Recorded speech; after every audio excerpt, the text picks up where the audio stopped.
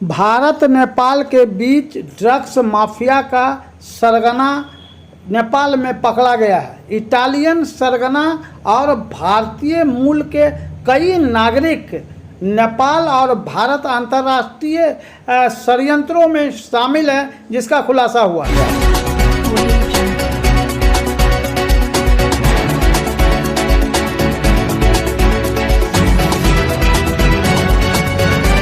नमस्कार, सत्य लवरेज में आपका स्वागत है। मैं हूं प्रदीप साहब। बात आज हो रही है भारत नेपाल के बीच जो नशे के अंतर्राष्ट्रीय षड्यंत्र हैं उस गिरोह का पर्दाफाश हुआ है।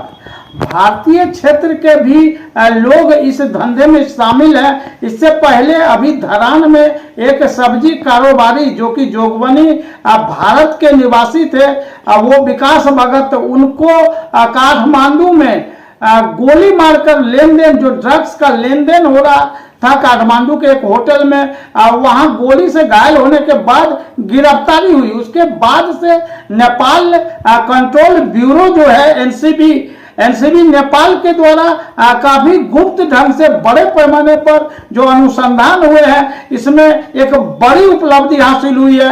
एक दूसरा व्यक्ति जो भारतीय क्षेत्र के सुपौल जिले के दौलतपुर के वार्ड संख्या 4 निवासी है, उसकी भी गिरफ्तारी हुई है। उसके साथ 4 अन्य विदेशी मूल के लोगों की भी गिरफ्तारी हुई है। बताया जा रहा है कि 2 करोड़ के LSD नामक ड्रग्स है 10,130 पीस सहित 5 विदेशी कारोबारी को नारकोटिक्स कंट्रोल ब्यूरो नेपाल ने गिरफ्तार किया है। इस संबंध में पत्रकारों को जो एनसीबी के जो एसपी हैं चक्रराज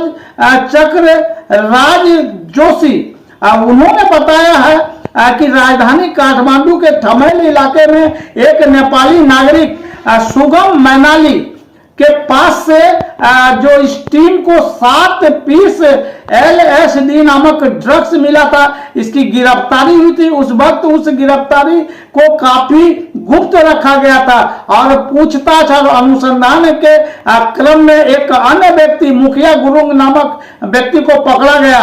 चेक रिपब्लिक नागरिक मार्टिन सेरेना व बच्चन उर्फ राज गौतम को भी उसी की निशानदेही पर गिरफ्तार किया गया। बाद में सेरेना और गौतम के बयान पर मुख्य सरगना जो इस नशे के कारोबार के इटली के रहने वाले इटालियन नागरिक डेविड मंडियो को गिरफ्तार किया गया। इस धंधे में शामिल जो भारतीय नागरिक है दौलतपुर वार्ड नंबर 4 सुपौल बिहार के, जो वर्तमान में धरान में सब्जी के कारोबार करते हैं, 28 वर्षीय राम भजन उर्फ संजीव कुमार की भी गिरफ्तारी हुई है। इसके साथ ही भारत नेपाल सीमावर्ती इलाके में अंतर्राष्ट्रीय नशे के कारोबार या गिरोह का पर्दाफाश हो गया।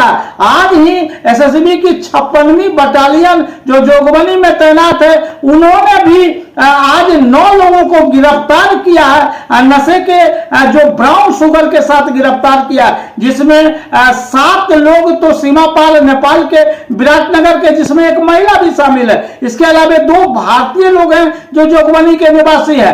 सभी की गिरफ्तारी हुई है। जोगबनी थाने को कार्रवाई के लिए इस मामले में कांड दर्ज किया गया है। तो सवाल उठता है कि भारत और नेपाल दोनों ओर आज बड़ी गिरफ्तारियां हुई है, नशे के कारोबार का उद्भेदन हुआ है।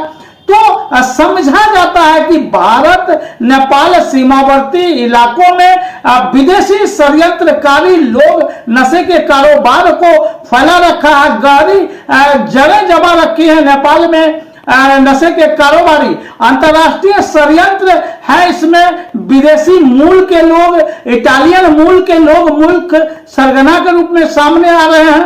सबसे खास बात यह है कि अभी जो जानकारी मिल रही है, उस जानकारी के मुताबिक नेपाल पुलिस की अगर माने तो 70 के दशक के बाद नेपाल में यह जो SLD नामक ड्रग्स है वह मिला है।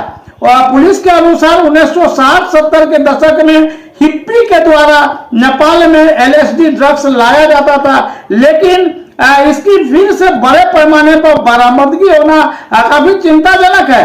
एसपी जोशी के मुताबिक उन्होंने जो पत्रकारों से शेयर किया है कि काफी महंगा वो स्टिकर के रूप में वितरण किए जाने वाला यह ड्रग्स नेपाल के ड्रग्स पार्टी में प्रयोग किया जा रहा है, ऐसी बातें सामने आ रही है। एसपी के मुताबिक एसएलडी स्थल मार्ग मार्फत भारत से नेपाल लाने की बातें अनुसंधान के क्रम में सामने आई है। नेपाल में इसका मुख्य व्यक्ति इटालियन नागरिक डेविड है और इसके अन्य नेक्सस को भी खोजा जा रहा है।